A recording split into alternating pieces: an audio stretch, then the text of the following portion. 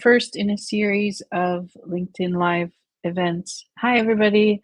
I'm Heather with the EODF, the European Organization Design Forum, and today I'm hosting our first in a series of LinkedIn Lives that will be giving you a sneak peek of our upcoming annual conference next month in Milan from the 15th to the 16th of November.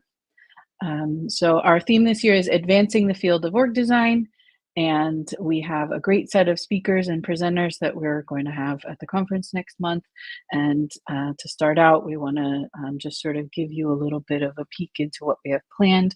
So today we're going to have a conversation with our first keynote, David Plink. So maybe we can bring David in. Hi, good afternoon. David. How are you doing? Very well. So we have a lot of speakers that are coming, and they're going to share their experience and lessons learned with reorganization and transformation. So you are one of those speakers. So you're the CEO of the Top Employers Institute. Maybe you can just give us a little bit of an introduction of yourself and the mission of your organization. Absolutely. And thank you for having me. And thank you for having me as well on the conference itself. I'm looking forward to that next month.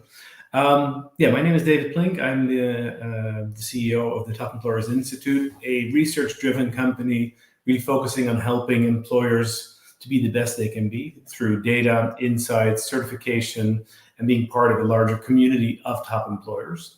What we essentially do is we certify companies based on their practices they have in place to develop their people. So really focused on people development and advancement.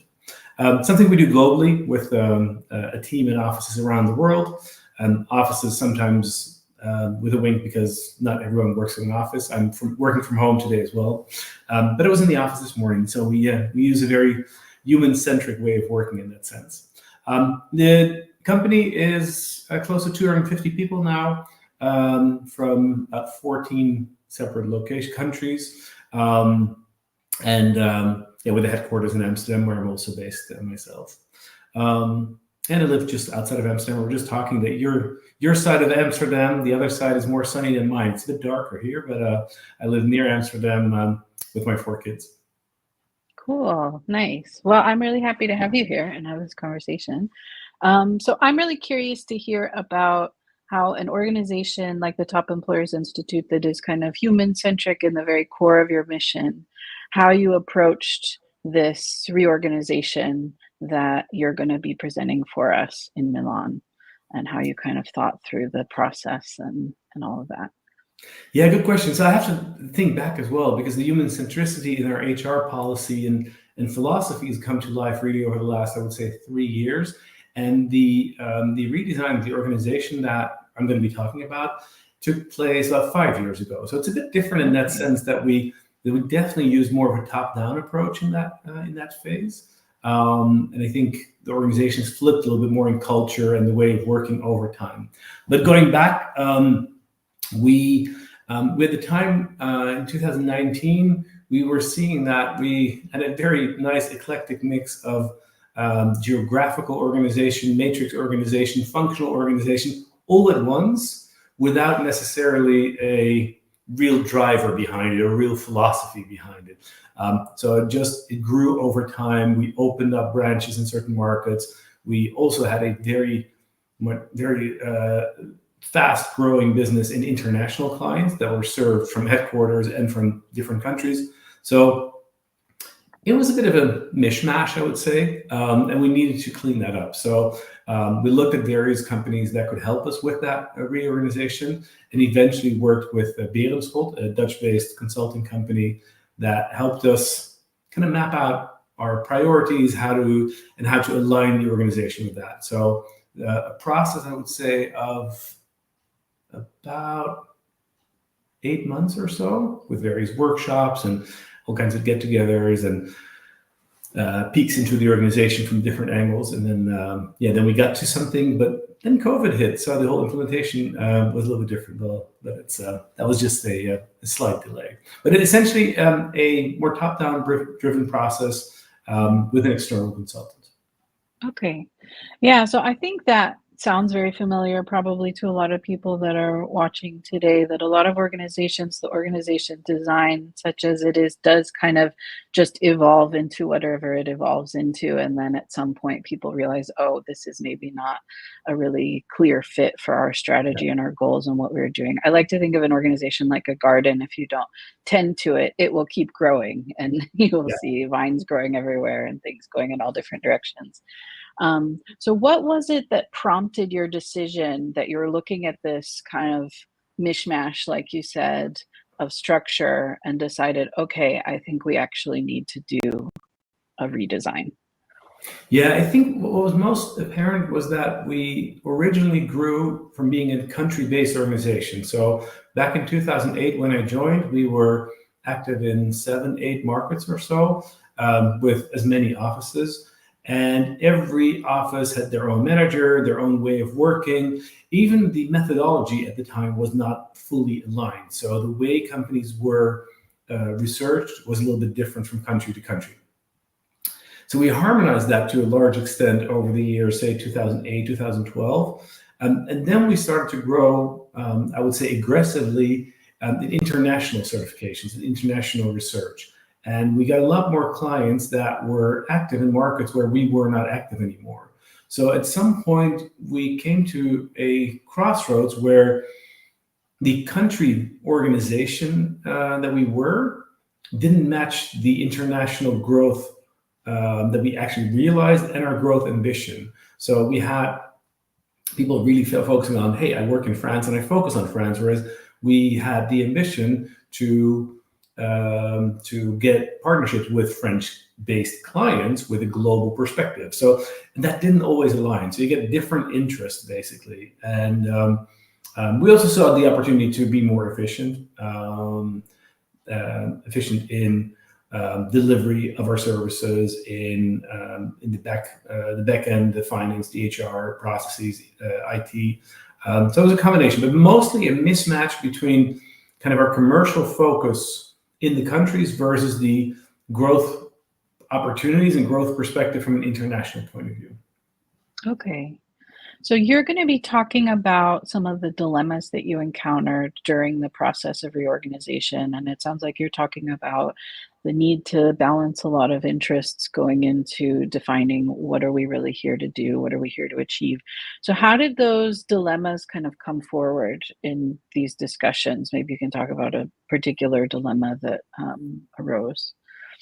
Yeah, there were quite a few dilemmas, I would say, and Yeah. we can't touch them all today. We'll hopefully have time enough in the conference itself to dive deeper. But it's yeah, there were a lot of learning. So in the process, it's sometimes muddy, but looking back at it, you can definitely see that there are some trends or there's some key learnings. And I would say, and it's such a simple thing to say, but people follow strategy, and I fell into the trap during the whole process of still looking at kind of incumbent people in roles as a fixture, rather than taking a really fresh perspective. So that's, in hindsight, it's human. It's part of the company that we are as well, because we want to be inclusive in that sense as well. But it's just, it doesn't always help. So sometimes you have to take steps that are not necessarily the ones that make you the most popular person in the world, but do make the most sense for the organization. So I guess that was a true learning within the process for me. Yeah, I think that that probably is something that people can identify if they've ever worked in this space. Certainly, I can. That it's human nature, even if you're not someone who is very sort of self-aggrandizing, you're still going to sit in that room and wonder, what's in it for me? What role, can I play in the new org design? I have a friend who is also a consultant who likes to talk in terms of, he says, hats, not heads, where we want to define our roles and our structure and what do we really need, but we're not thinking about, okay, you're over here, you get to be in charge of Yeah. this. Was there anything in that process that really um, kind of surprised you as being more difficult than you expected it to be, in how you kind of balanced the interests of people and whether they were resistant to certain things that you thought would kind of go easier, or whether they were not at all resistant to things that you thought maybe were going to be difficult. Yeah, I would say there are different challenges I encountered in various phases of the process. So we had the challenge during the process to keep everyone aligned, because exactly as you just mentioned, people have their own preferences and experiences that they want to see acknowledged and respected. So I think that was a key challenge during the process, and also that helped me to align very much with the consultants that worked on this with me, because I needed them too. Because essentially between sessions, it was always like we got to a certain level of agreement, and then thereafter there were like individual meetings needed to sustain that level of agreement. So that was definitely with a challenge that I'm not sure whether it was unexpected. I guess I saw it coming, but it was definitely a challenge that I encountered during the process. And then we had a challenge during the proposed implementation, which was I think that was in March. Yeah, that was the 31st of March and the 1st of April. We had a company get together in Lisbon in 2020. So March 2020, as you can remember, was the month that basically the whole world turned upside down because of COVID. So that was canceled, obviously. And so that was in the implementation process, that was hard. So we needed to make sure that people knew, hey, we're going to continue with this, but this is just not the right timing. And then we eventually, in a more online format, we introduced it in September 2020, and started the true implementation in January 21. Now, having completed the majority of the process in late 2019 and implementing early 2021, the challenge was really to see, hey, does this still fit? Because so much time had elapsed, plus the world had been turned upside down. So we were talking about offices and people coming to offices, and also coordinating mechanisms. So this was one that we talked about a lot. What are the coordinating mechanisms between all the teams? And a very normal coordinating mechanism used to be that you are in the office and you set up a meeting with a bunch of people, and all of a sudden that didn't happen anymore, which also freed up the opportunity to kind of have wider groups of people involved in various conversations. But I think what was difficult at the time is implementing some choices that did not feel 100% comfortable anymore.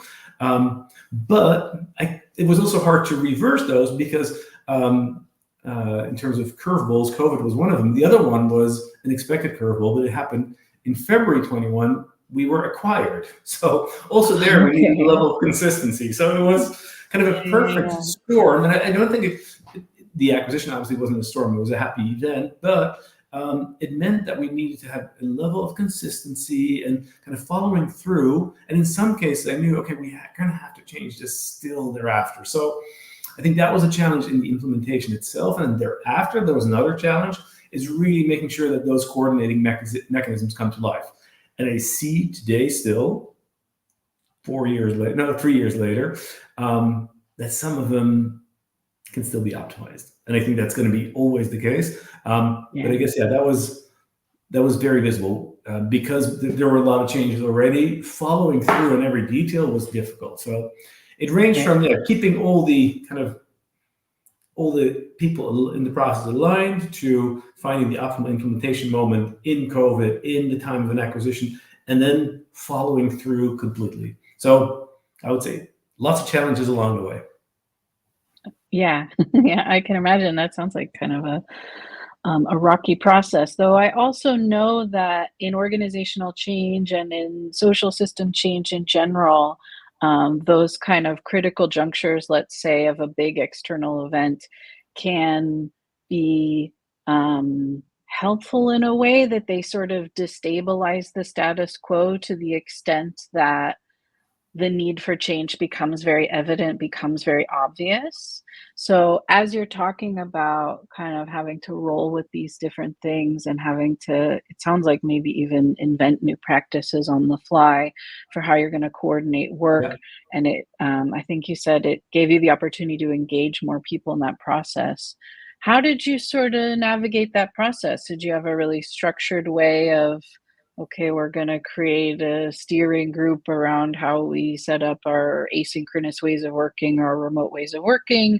Or did you sort of let people go and see how it went, or something else entirely? Yeah, probably a combination of everything.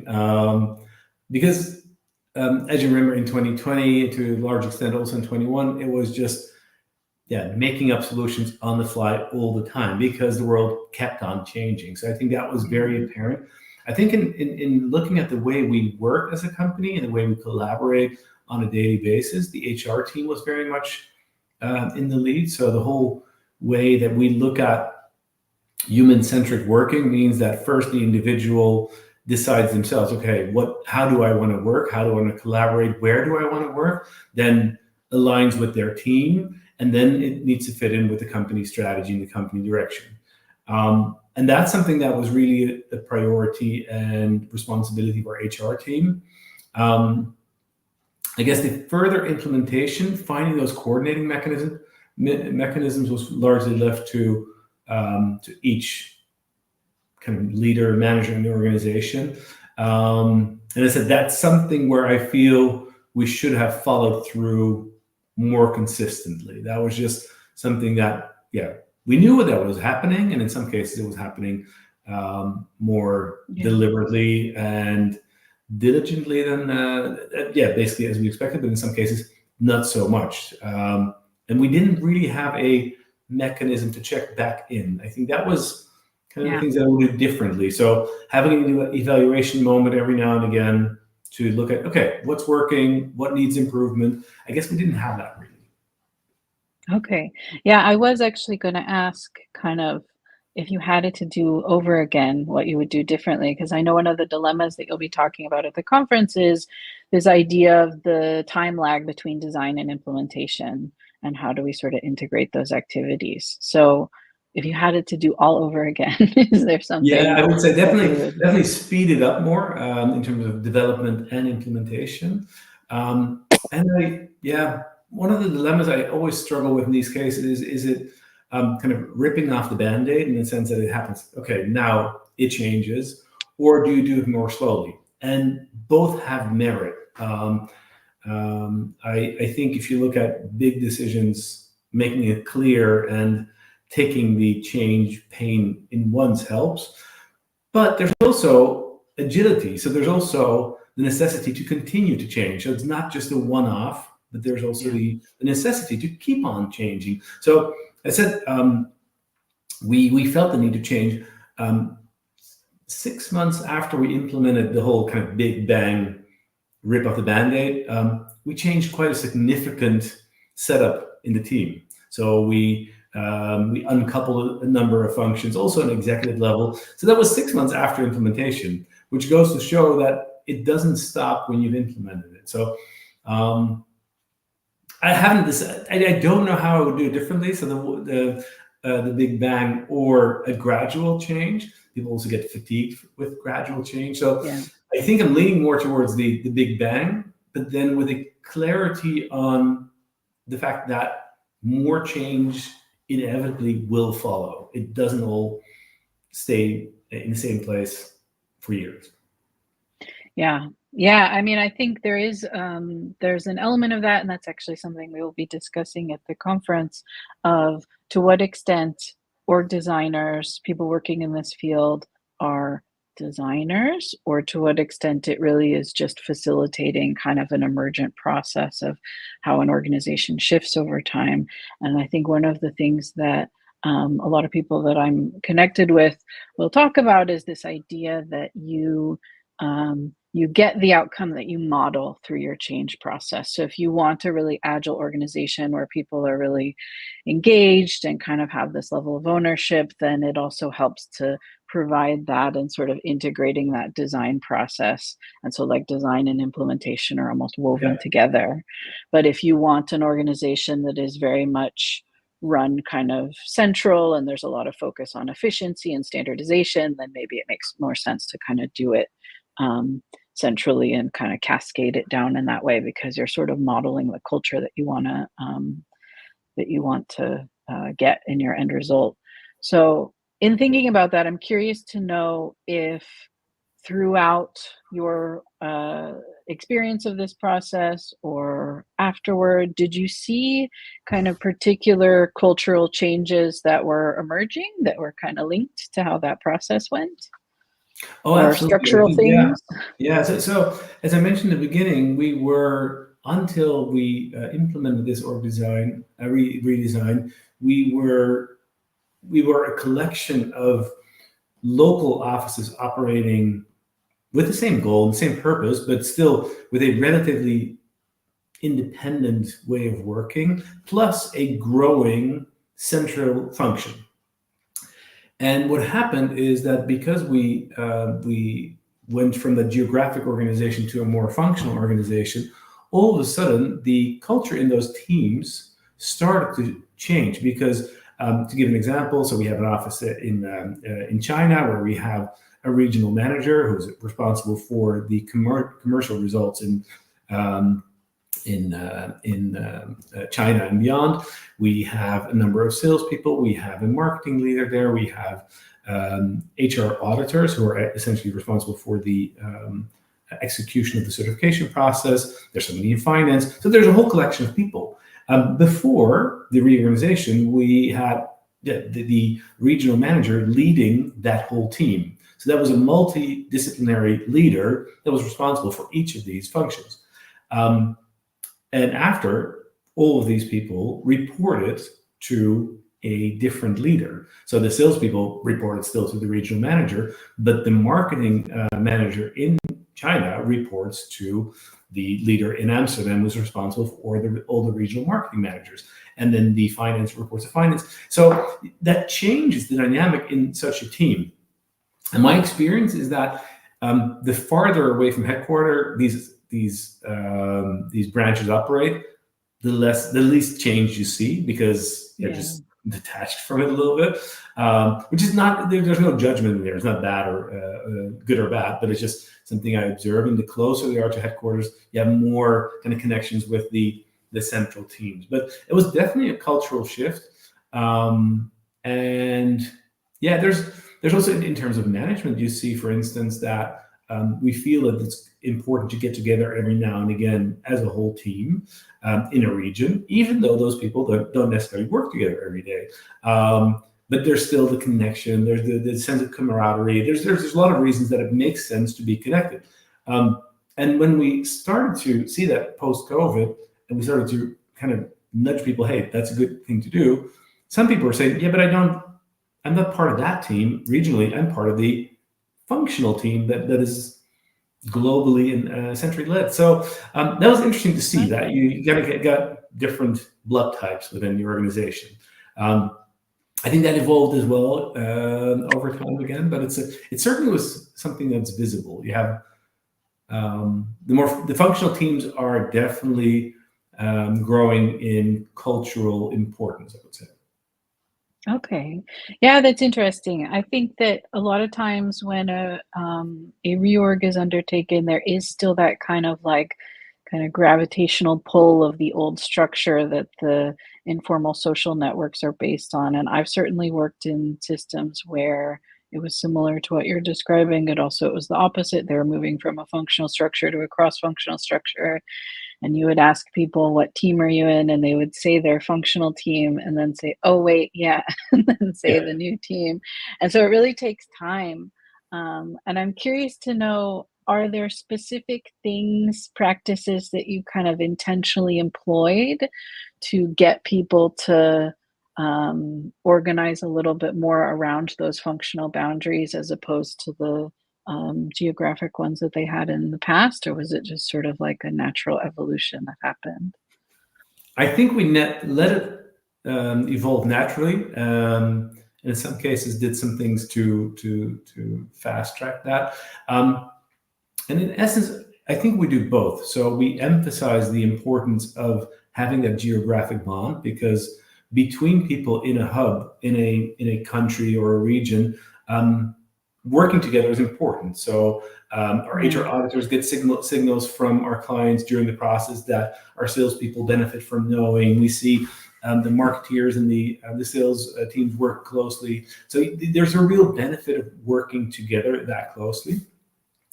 And at the same time, we see from a functional perspective that it's really important to have a sense of alignment between all people in a certain function. So what we do typically is bring all these teams together once per year, and then teams as in the functional teams. That requires some travel, so that's sometimes organized depending on the kind of the critical mass, how many people are in a team.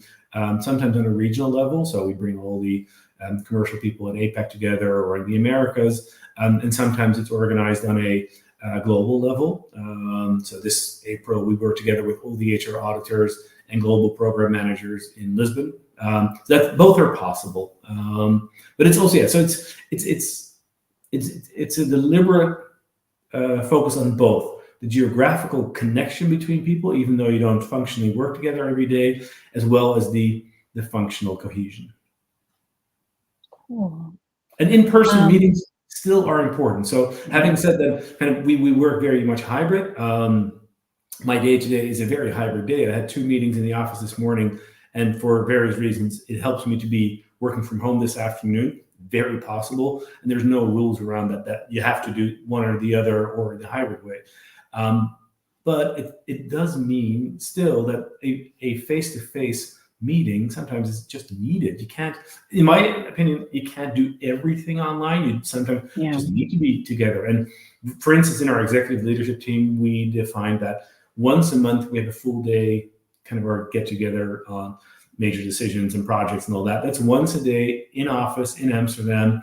And most of the people in the team live near Amsterdam, so that's relatively easy. There's also one that lives in the UK, and that's possible if you don't do it every week, because otherwise I think our CO2 footprint would also be dramatic.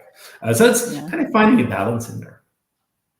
Yeah, I agree. I'm a big believer in remote work, but I think towards the year 2 of the pandemic, when we were coming back into the office, you notice just how much faster things move when you're in person and you're able to understand each other more easily.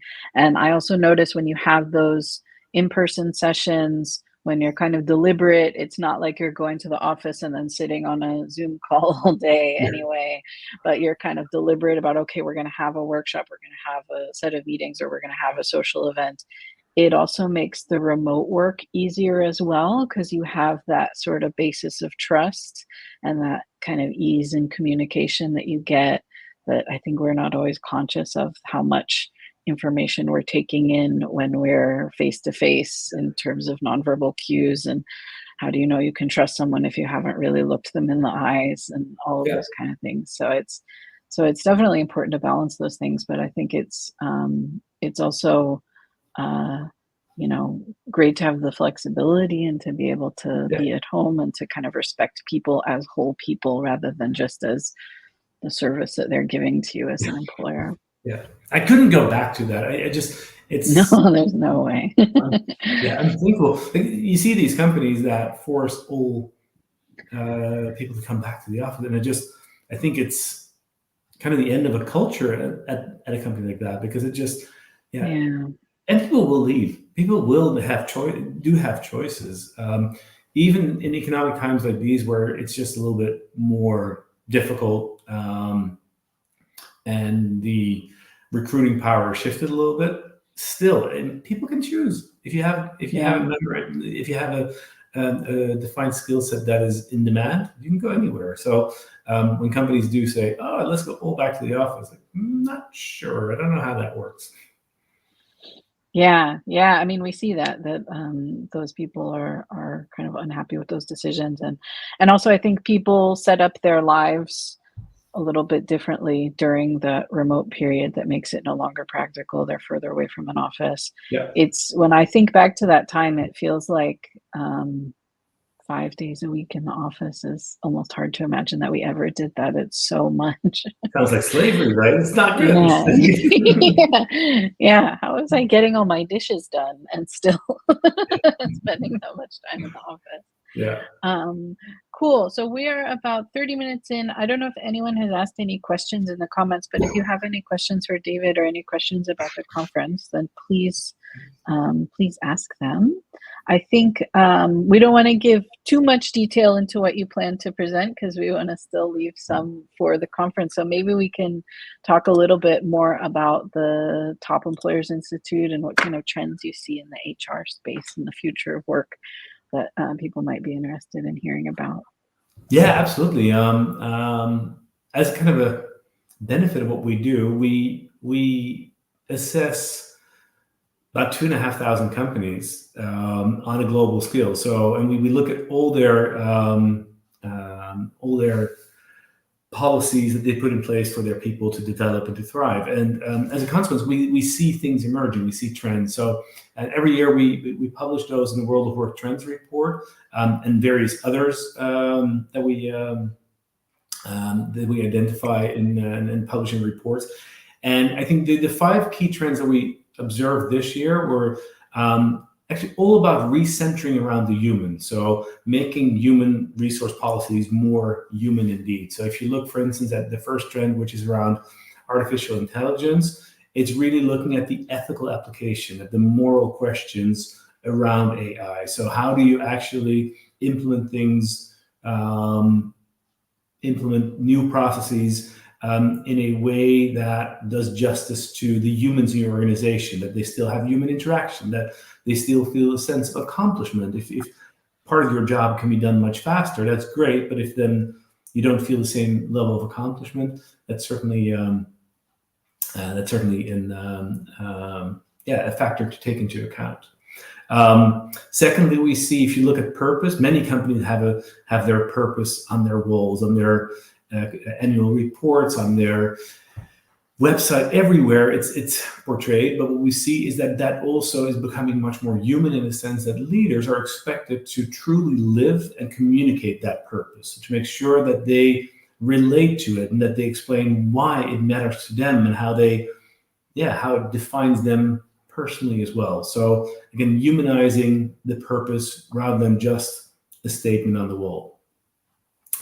And thirdly, we see a shift in well-being. 4 years ago, HR teams were basically kind of using all kinds of well-being practices, from obviously physical well-being, mental well-being, emotional well-being, financial well-being. Everything was kind of used in this time where well-being was definitely under pressure, and it still is.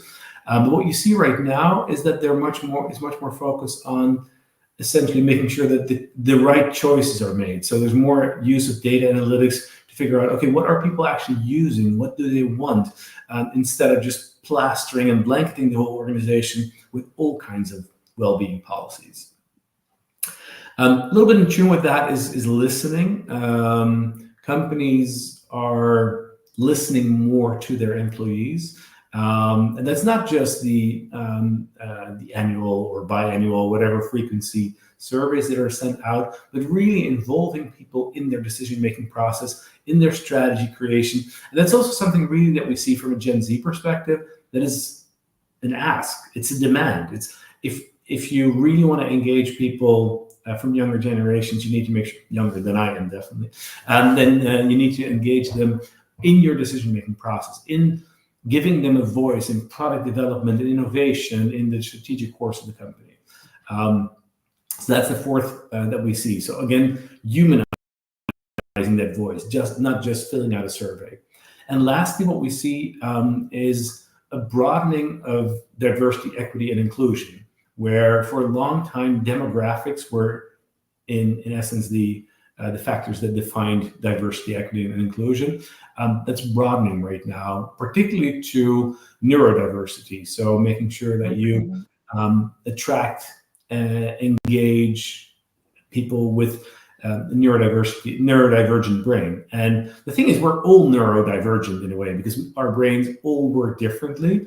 But companies are putting much more emphasis on that. So making sure that they align their recruitment processes and the selection process. So if you, for argument's sake, would say we only would hire people where they're resume and application is completely without any errors, you wouldn't hire Richard Branson, who's dyslexic. So that's kind of a missed opportunity, and I think that's visible in many of these companies where you see that the neurodiversity traits are accepted and seen as superpowers rather than something that is holding you back. So the focus, the hyper focus that somebody with an autistic way of thinking has, is really helpful in testing software. It's also they're also very loyal, and so you see certain elements that they're not very happy to work necessarily in an office garden. But who is? I'm not sure. But we also have one, so I'm not complaining too much. But it's definitely for people with autism. It's not the best workplace. However, if you accommodate and make sure that you have different ways of working, for instance, working from home or other places, then you can benefit from hiring neurodivergent talent. So I think that's something that we see particularly. Yeah, so trends all around the human. I just want to comment. I saw a comment. Believe me, it's not ideal, but nothing close to slavery. I completely recognize it. Apologies for that. It was a little bit inappropriate, I would say. It's definitely nothing to do with slavery. But I do think if you look at the forced way of working in the office, it limits the way you want to work, and that's very far from actual slavery. So apologies for that. This is a little bit exaggerated. Sure. It also limits some of that accessibility, like you were just talking about with neurodivergent people, that, if you're especially because everyone has kind of an open office space these days, that if you think about the kind of sensory distraction that occurs in that space, that it can be very challenging. Yeah. I think that is a thing that has certainly changed in the time that I've been working, and I am a somewhat elder millennial, of talking very openly about neurodiversity and neurodivergent traits rather than just kind of like, oh, these people are a little bit quirky or something like that, but being sort of like more embracing of the different strengths that extra level of diversity brings. I'm curious to know, because a lot of the things you said are things that I certainly see as I read about organizational development and cultural shifts and things like this, things that I see the discourse changing about, that you see a lot more people advocating for the strength of, embracing kind of diversity and being more human centric and being more purpose driven and kind of authentic leadership.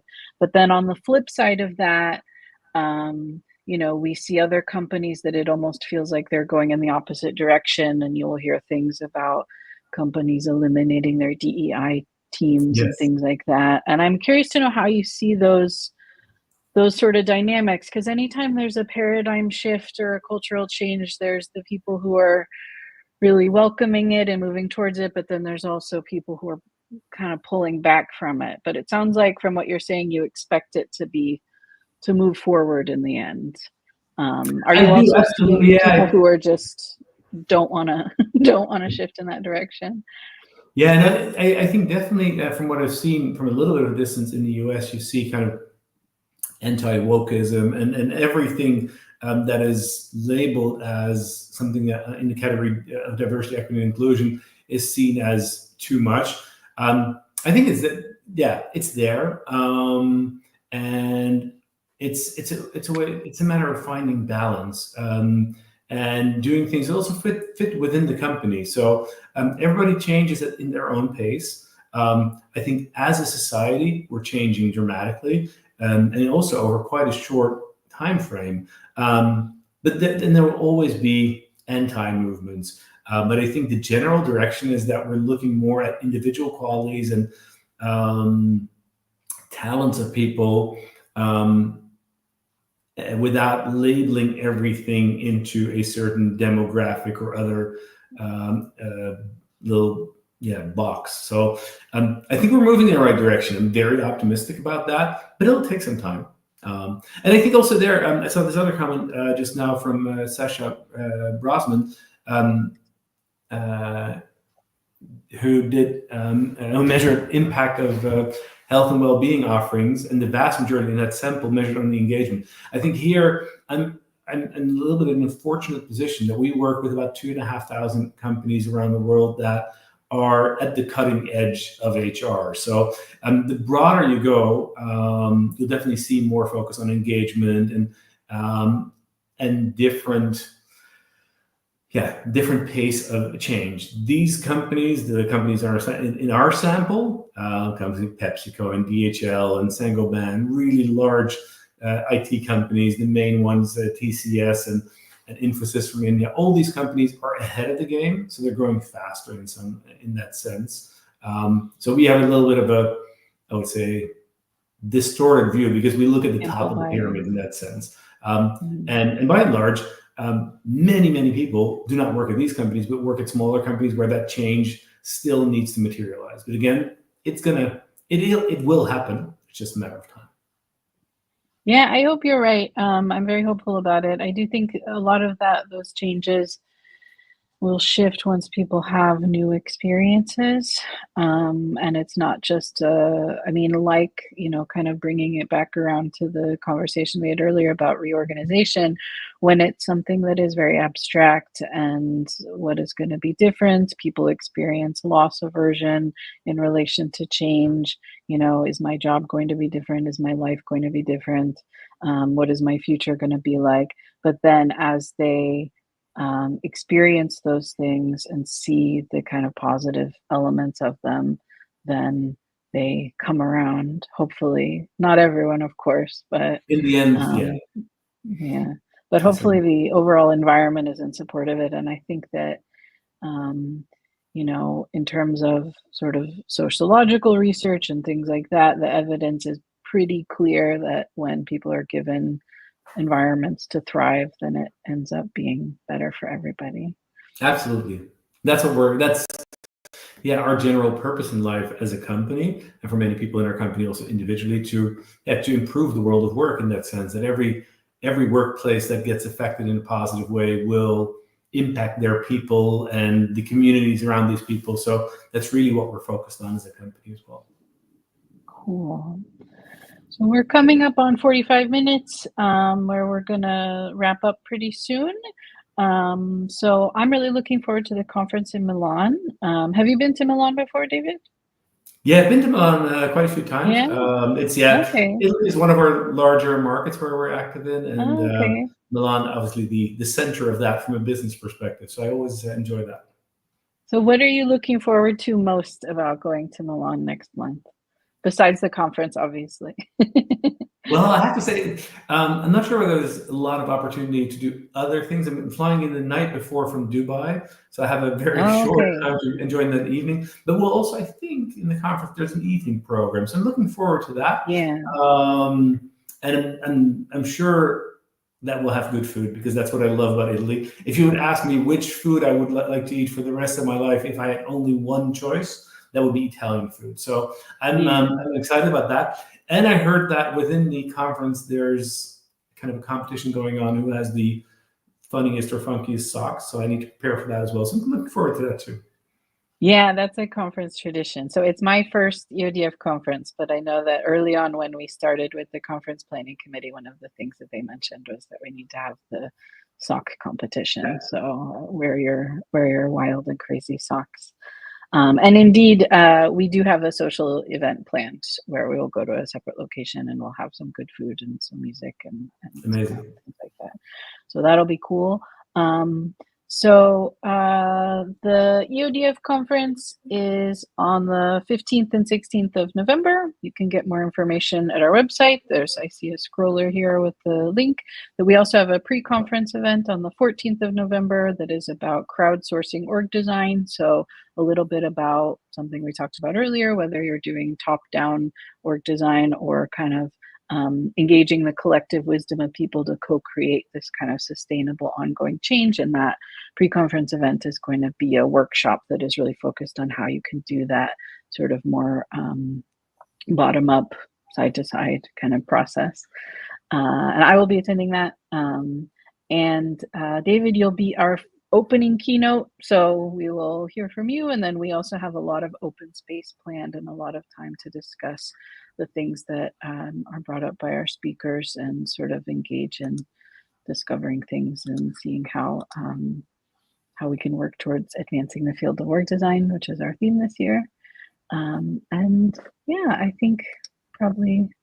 Do you have any closing words, David?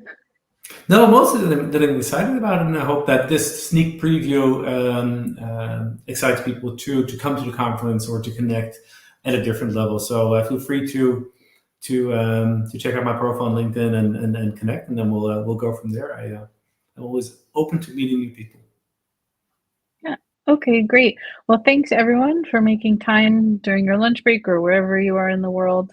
I hope to see you at the conference in Milan, and thank you so much, David, for your time as well. And I can't wait to see your presentation and dive into Thank you these so issues much. more deeply.